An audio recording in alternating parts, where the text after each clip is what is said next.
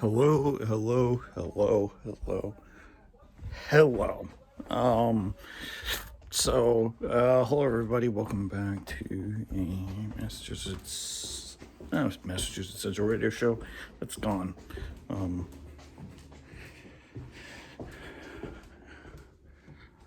your humble host. This is Mike Camo for the Camo's Automotive Radio Show here for episode 309. So yeah, hello everybody. I'm here for 309. So I've produced Saturday, Sunday, Monday. I've produced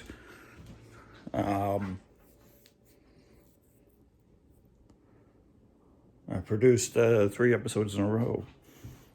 Kind of a record here. In a while, I haven't done that in a coon's age. So, hello everybody. Welcome back to the show. Welcome back to Car World. So yeah, guys, I'm coming to you from the beautiful state of Massachusetts. I hope you guys are enjoying your Monday. I certainly am. So yeah, I'm happy to be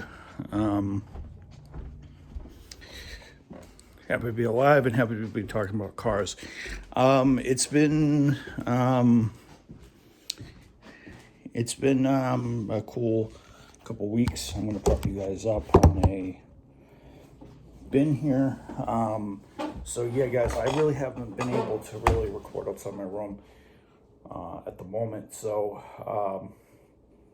it's Monday at about 2:40, about 2:51, and I just haven't been able to.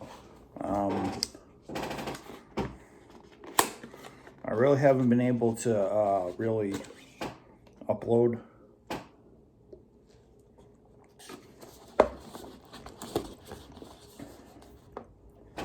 too many of these outside my room.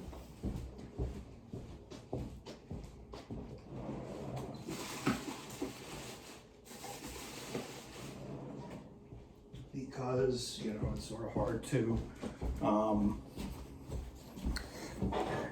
of hard to do that entirely. So I just want to tell you guys, for my second channel, in 2-3 hours I'm probably gonna record Pokemon Brilliant Diamond and stuff like that. I'll do on Tuesday and Thursday on that channel. I might upload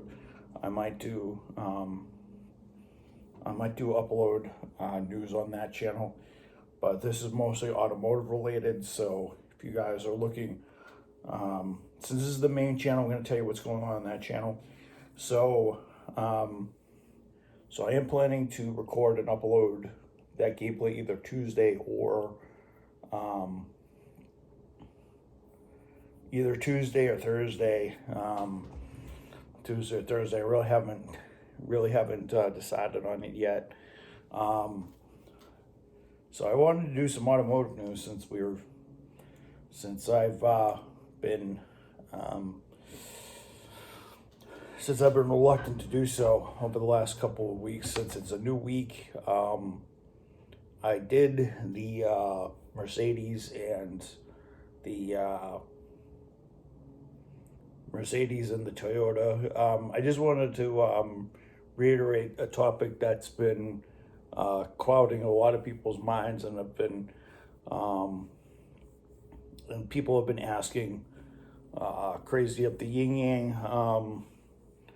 But there's a talk amongst people in the endurance racing community about the Lemans hypercar situation that's happening currently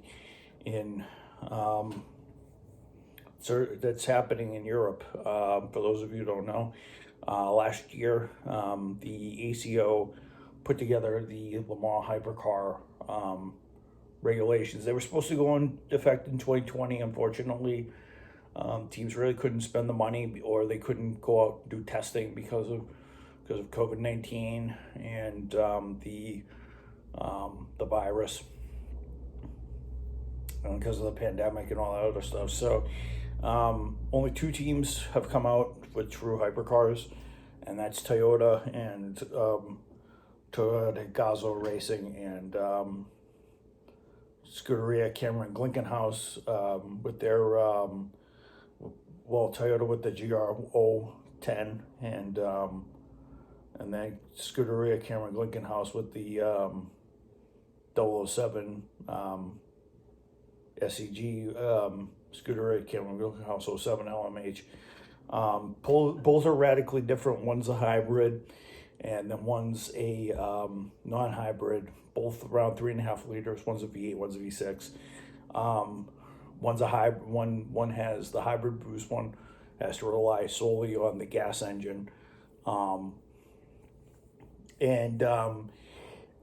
Alpine has gone into the hypercar class with its A40. It's a rebadge. It's basically just a rebadged R13. I think it looks a little. It's a rebadged R13, Rebellion R13.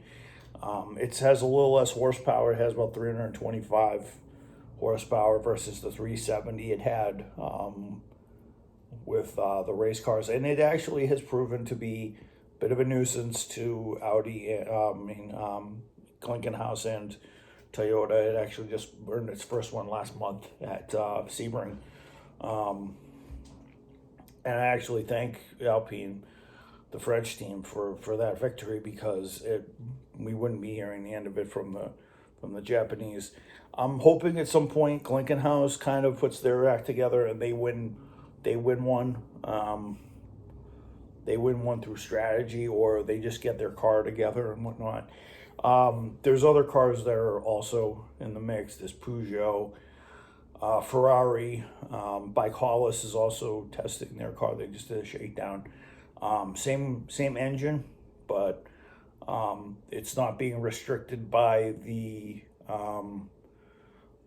it's not being restricted by the laws of the land. It will be it's a Gibson 4.5 liter V8. It's the only engine I think they can only come up with. It would be good to have it around 670, 700 horsepower for something to kind of take on the Toyotas, and hopefully this new van wall by Hollis, or whatever it's called, it will be able to challenge in the next couple of months. I don't expect them to challenge right now, but I expect them maybe next year to challenge a little bit. Later in the year to challenge a little bit, because by 23 it's going to be impossible, because Peugeot's coming. Porsche may be coming earlier. They may be coming for a couple races this year, because they're LMH. People are saying, the ACO is saying, well, you guys can bring the LMHs now. I think Porsche is going to take another year to test, and they're going to be there in 23. So Porsche, Ferrari, Peugeot are going to be there in 23. I think it'll be a great manufacturer battle for the LMH setup. It'll definitely be great over here in the American Le Mans Series, not the American Le Mans Series, but the WeatherTech Sports Car Series, because Cadillac is thinking of entering in 23, and Acura is also entering in 23 or 24. I think that the class has decent participation, and if the ACO just doesn't sit there and go, oh, we make this rule where you guys have to participate every round to be part of the championship. I think they should be allowing them to just come in when they need to, or when their cars are ready, because I wouldn't want to spend millions of dollars and have my car look pathetically horrible if it doesn't all go right. And I think Peugeot is right on not challenging right away. I think they're coming maybe during the 24 hours, maybe not. I expect the Bicola's car to maybe challenge by June. Challenge by June, maybe after Le Mans, we'll see. Ferrari will definitely, knowing Penske is running the Porsche program. So knowing Penske's going to sit back a year. He's going to get a lot of the land. He's going to get a lot of the competition. He's kind of that guy that just sits back. He doesn't really jump on the bandwagon. He doesn't jump on the bandwagon super early. He tends to wait his time. So I think he's going to want to come in 2023 with the car all done and stuff like that. Porsche wants to enter in one car in a couple of races to just get their feet wet they can, but Penske is probably not going to get involved until he knows how the car is going to be. I think the Orica chassis that they're using is going to be the basis for their project. And from what it sounds, the V8 that they're using is going to be Cayenne based, so it's going to probably be, I don't know, a 3-liter or a 4-liter V8 hybrid system. I just want Porsche to just come in, and I want Ferrari to just come in and start winning races, so we can have a three-way manufacturer. So either one manufacturer will win Le Mans, and I know Penske wants to win it so badly next year, so wants to win it badly because it's the only thing he hasn't won on his list. So I think before he dies, I think he wants to win Le Mans. I'm pretty sure he wants to win it in his first attempt. It's kind of hard to do that, but knowing Penske, he's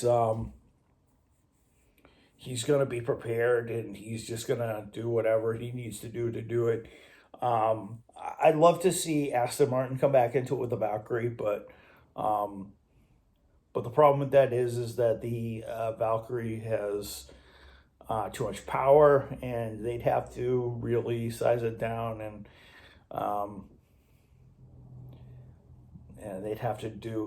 they could do it with a V12, with a turbocharged V12 from their lineup, or a turbocharged V8 with 600 some odd horsepower. That's definitely doable because their Vanquish, I believe, because Advantage or their Valhalla or whatever it is going to have that engine. So it's just unclear how it is. My feeling is I'm hoping that it's a Ferrari, Porsche, and I think BMW is coming along too for the ride. So I hope BMW also challenges. I hope they all 1 year. I hope they make it interesting every year till 2025 and hopefully they extend these regulations into the near future, because I want to see these regulations live on, because it's part of the turbo hybrid era that the FIA seems to want to go with, and it's something that they have the mat on for, because apparently they like electric vehicles instead of the regular gas engine. Speaking of which, because Alpine won with a normally aspirated engine is the first time a normally aspirated engine has won an FIA sanctioned race. In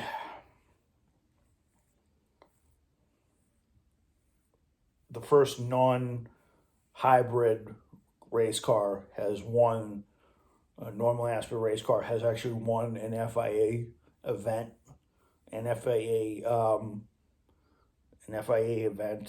sanctioned event in over, I think the last time a normally aspirated engine won a European sanctioned championship race, I think was like 2000 or so, when BMW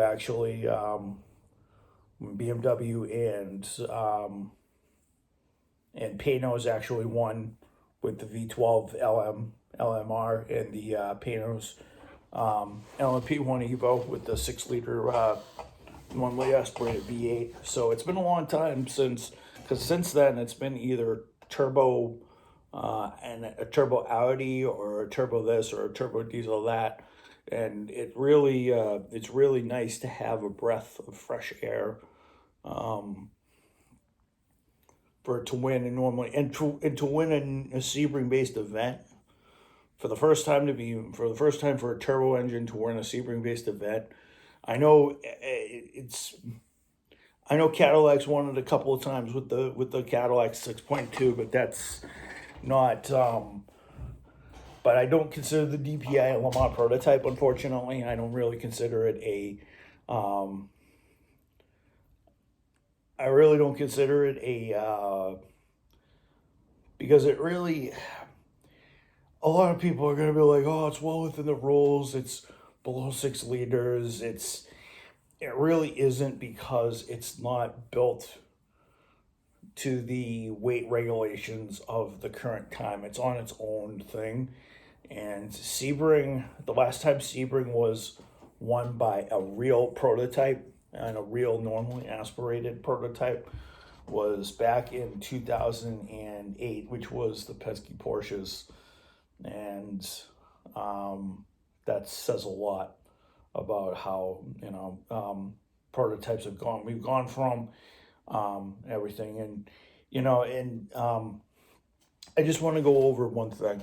So a lot of people over in Europe are like, "Oh, we got to see the first hybrid race car. We got to see the first hybrid LMP1 back in 2012. We got to see this. We got to see that." It is actually not the first hybrid prototype in competition. For those of you who were fans of the American Le Mans series back in the late 2000s, you guys will know that there was actually a prototype called a Zytec GZ, Ginetta Zytec GZ09 SH, that I actually watched at Lime Rock Park. It was run by Corsa Motorsport. And it was actually the first fully electric LMP1 hybrid, fully gasoline electric hybrid, fully powered. I think it only gave like 80 horsepower or something like that. I can't remember. I think it only gave like 80 horsepower or something like that. So the gas engine had about 500. Well, under the new regulations, the engines were snuffed a little bit. They had I think the thing had like 580 or something like that. And then the engine gave it another 580. I think it had around 580 horsepower. And then the turbocharged, 570. Might be 570. The engine was a 4-liter, normally aspirated Zytec engine. And I think they had some problems with it. So the first hybrid LMP1 ever to exist was not an Audi R18, not a Toyota TS04, not a TS010, TS030. It was actually an Audi. It was actually a Corsa Motorsport Ginetta Zytec 09 HS hybrid at Lime Rock 2009. So I got to see the first, about a couple hundred other people got to see it, but I was maybe a couple thousand people that actually got to witness the first hybrid car. So technically anybody who watched the Suzuka 1,000 kilometers over in 2007 witnessed the first GT car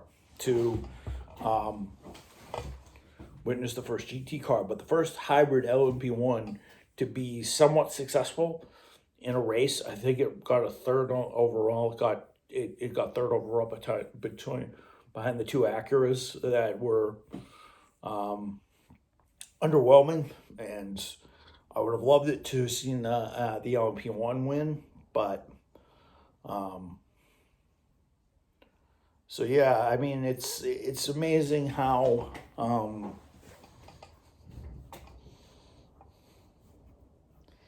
yeah, so I just would like to say that that's the first time I think I saw it. Now it's so So for those of you over in Europe who said, oh, we saw the first hybrid LMP1 in 2012. No, it was in 20. No, it was a bunch of Japanese folks over in 2007, and over in 2007, and then the first hybrid LP1 was over in 2009 at Lime Rock Park. And I just want to clarify that up, that I actually saw the first, that I was actually, that I was first of many people to have seen a hybrid LMP1. A lot of people who went to Lemans probably went to Lime Rock, so they probably were the first to see it, but it was the second one to, but the Audi R10, the Audi R18 e-tron Quattro was the first one, was the second one, and then the Toyota TSO 30 was the third one. And we know the Audi R18 was the most successful, so it was the most successful out of both of those, so because it lived a long life. So I just wanted to clarify what this Lemans hypercar hybrid thing was going to be like. I think the GT regulations are a little screwed up because they're going to be, because the FIA GT GT ranks is, I think, is going to go GT3 in 2024, because I think it's and you know, I'll do the whole GT, the whole GT3, GTE GT3 thing that's going to be going on. I will probably do that in another video when I have time. I'll probably do that, I don't know when, maybe Wednesday or Thursday. But I think that this is going to be a cool era. It's definitely going to be cool. 23, 22, 23, 24, 25 are all going to be interesting. I hope Porsche wins a couple. I hope Ferrari wins a couple championships. It's going to be interesting to see who has the wherewithal. Porsche definitely has its car up and running, and we'll hopefully be running a couple races next year. And well, this year maybe they'll run a couple races just to get their feet wet, and then Penske will take over, and then Ferrari, whoever takes over Ferrari, because given the success of their F1 program right now, it's going to be pretty big. So so it'll be an interesting one. I hope they do win it, because I believe this would be great. They'll win an FIA F1 World Championship, and then hopefully they'll win an LMPH championship, LMPH or an LMH championship to go with it. So it'll be interesting, because I don't want to see Mercedes win ever again. As long as there are good cars on the grid, this should be good. But that's most of my thoughts on the LMH situation over in Europe. I'm going to go for a walk because it's a very beautiful day. So, so yeah, folks, I'll see you guys later. And I'm going to upload this right now so I can have it up and running. So I will see you guys later. I'll see you guys on Wednesday for... I'll see you guys on Wednesday for... yeah, I'll see you guys up on Wednesday for another one of these, maybe a Gran Turismo video. But the next time you'll be seeing my channel's upload will probably be, you'll probably see me upload on Wednesday, but the next time you'll see me upload something on one of my channels is probably, after that, is probably Thursday, which will probably be Pokemon, or either Tuesday or Thursday will be the Pokemon episodes. So we'll see. But yeah, guys, I'll see you guys later, and I hope you guys enjoyed this. Bye.